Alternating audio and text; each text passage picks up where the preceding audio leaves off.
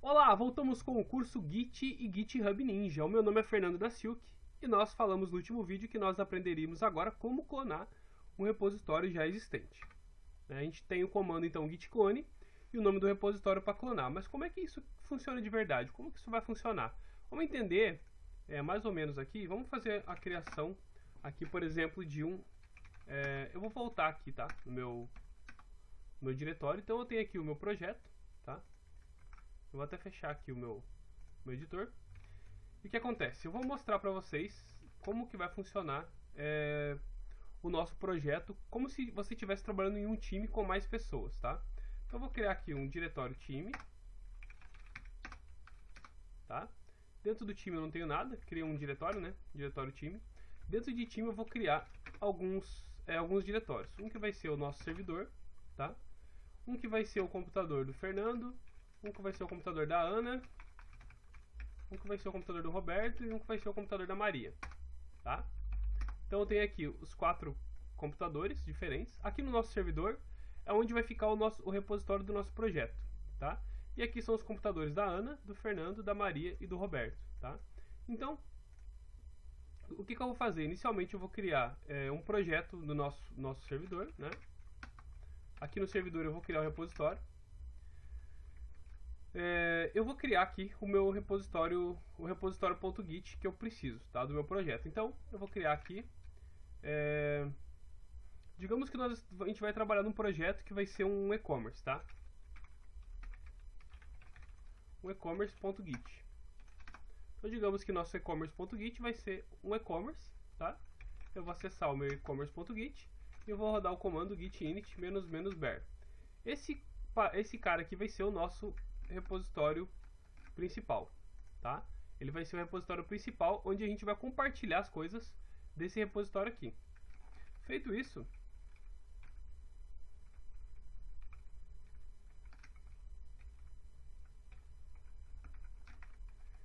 agora então eu vou voltar aqui, sair da pasta do servidor, estou na pasta do meu time, né?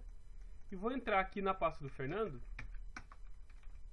E aqui eu vou criar o meu diretório principal do e-commerce e vou começar a colocar algumas coisas onde eu vou trabalhar, tá? Então, basicamente, o que eu vou fazer? Eu já tenho um repositório criado, que é o meu e-commerce, né? Eu posso fazer de duas formas criar um novo repositório, tá? Então, eu não tenho nada na minha pasta Fernando, digamos que aqui é o meu computador local, né?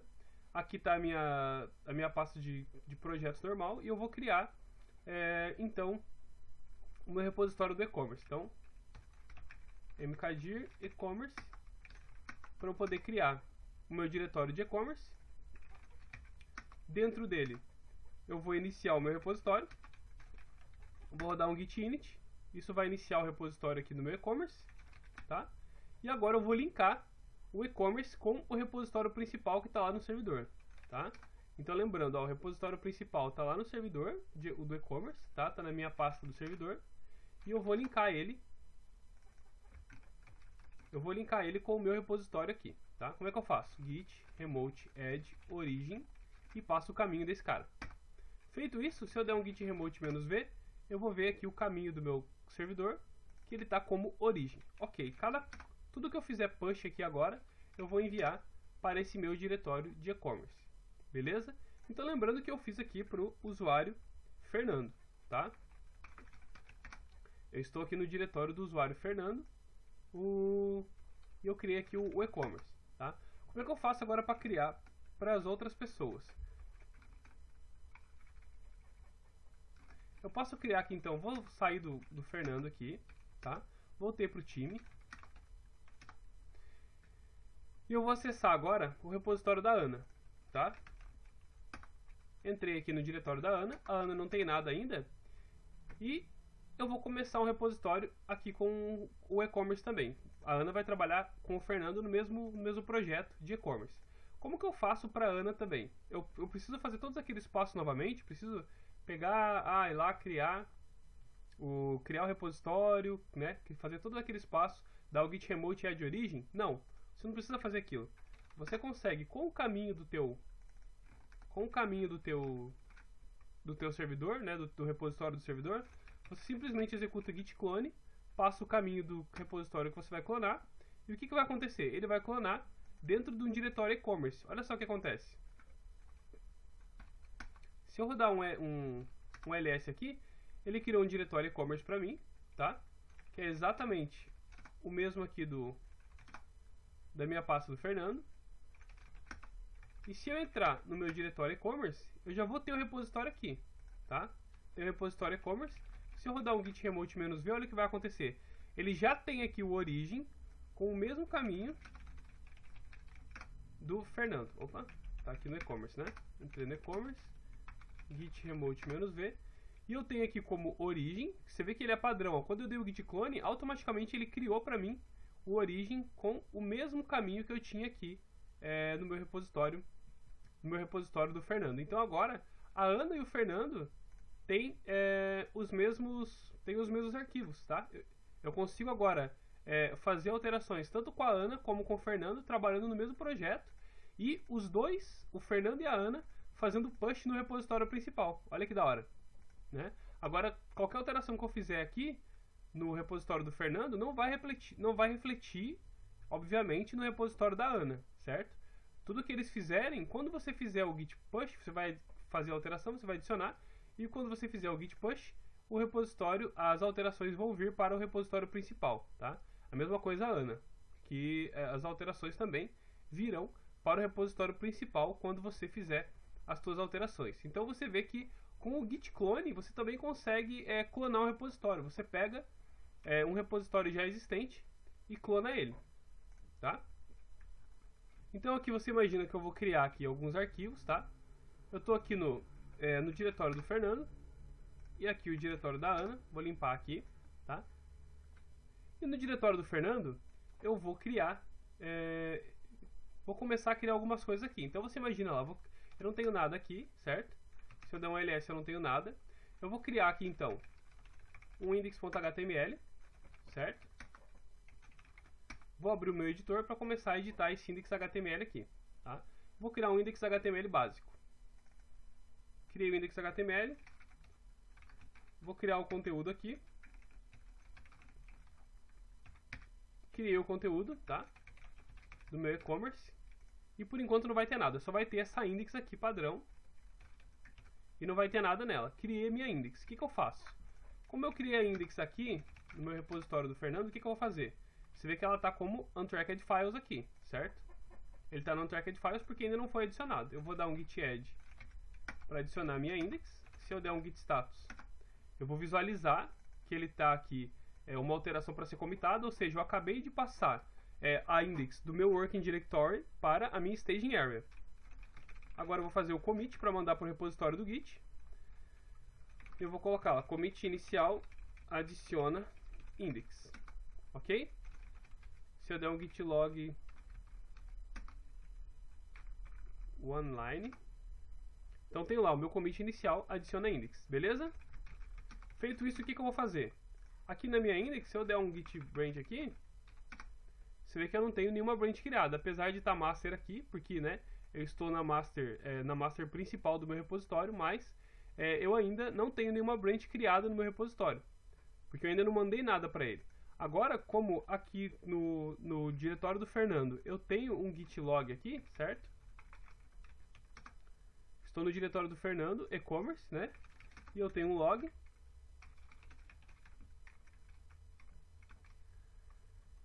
Agora eu quero pegar e mandar essa alteração para o meu repositório. Eu vou fazer o quê? Git push origin master. Ok, peguei os meus dados, né? O meu histórico e mandei aqui para o meu repositório.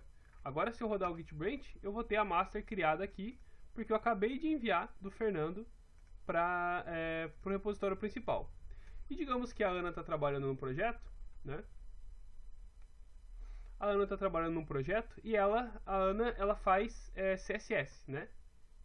Então a Ana, eu estou aqui no computador da Ana e-commerce, né? Imagina que eu estou no computador da Ana, é só um diretório do meu computador, obviamente, mas imagina que eu estou no computador da Ana e no computador da Ana eu vou criar um arquivo CSS. Então eu vou criar o mkdir aqui CSS e vou criar o arquivo style.css, tá?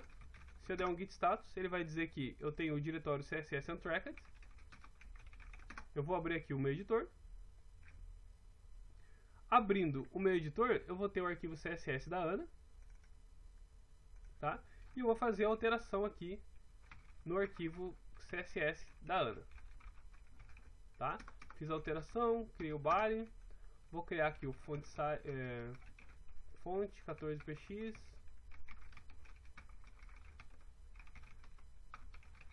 Arial, sem serifa, vou criar a cor 333, que vai ser a cor do meu texto. Salvei. E agora eu tenho aqui, vou adicionar aqui no computador da Ana, adicionei então o meu CSS. E o que eu vou fazer? O git remote -v, você vê que eu já tenho o origem configurado, que é o mesmo repositório lá do Fernando, certo? Se eu fizer o commit agora, né? Adiciona arquivo CSS, certo? Fiz a adição do CSS, não tenho mais nada aqui. Se eu der um git log, eu vou ver aqui o meu commit, adiciona arquivo CSS. E agora eu vou fazer um git push origin master, que também vai enviar para master a alteração do meu arquivo principal. Só que quando eu tento fazer isso, ele dá um erro. Deixa eu mudar aqui só para você conseguir visualizar mais fácil o erro. Git push origin master. Quando eu tento fazer o push, olha o erro que ele dá. Deixa eu aumentar aqui. Quando eu tento fazer o push, ele diz que lá no meu servidor eu tenho uma alteração, foi rejeitado, tá?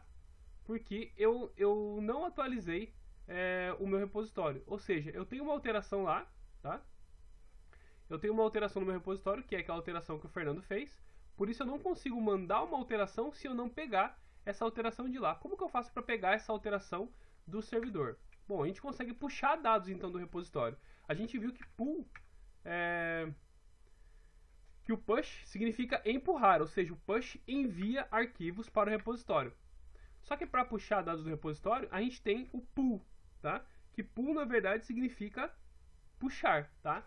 Então é o contrário, push não é push, push é enviar, push é empurrar, e o pull é puxar dados. Então se eu utilizar aqui o git push origin master, o que vai acontecer?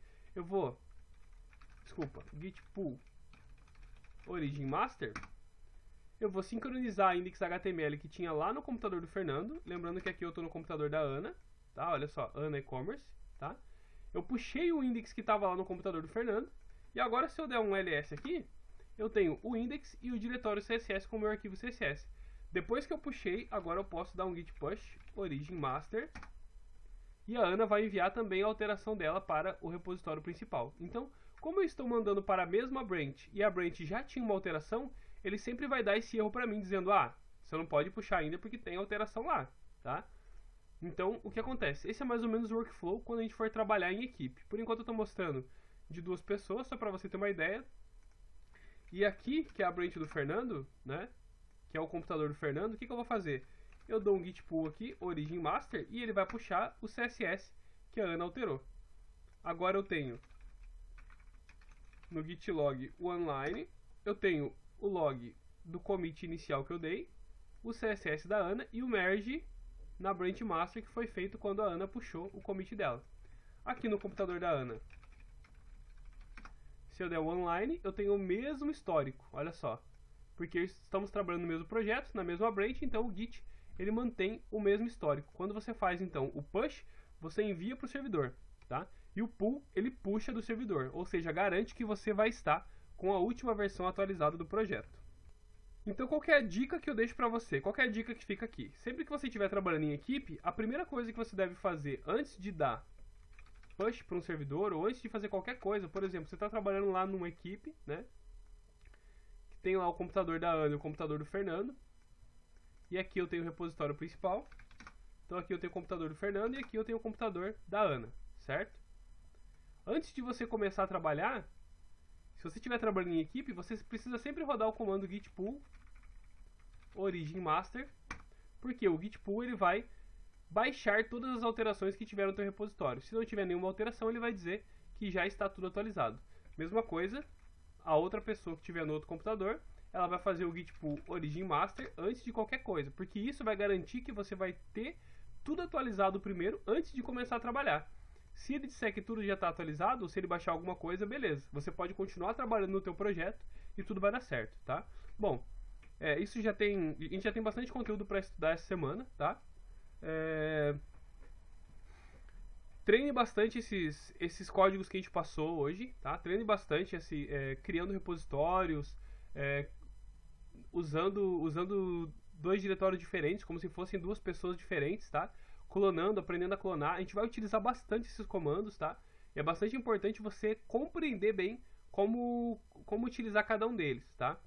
Você pode tirar dúvidas lá no repositório principal, github.com/da2k/curso GitHub Ninja. Você pode criar issues lá para tirar dúvidas, tá? Se você ficou com alguma dúvida dessa aula, você pode abrir uma issue lá e perguntar, que eu vou ajudar você a entender a tua dúvida, tá? O importante é que você aprenda de verdade como utilizar o Git e o GitHub, tá? Nesse caso o Git por enquanto, a gente não começou a ver o GitHub ainda, mas em breve a gente vai começar a ver como utilizar o GitHub também e como o GitHub vai facilitar o nosso trabalho, vai facilitar a nossa vida para trabalhar com repositórios, tá? Então estude bastante, treine bastante, se tiver dúvidas, fale comigo, abra uma issue lá que eu vou ajudar você a resolver o teu problema e tirar a tua dúvida, beleza? Era isso então. Uma ótima semana para você, um grande abraço e até semana que vem.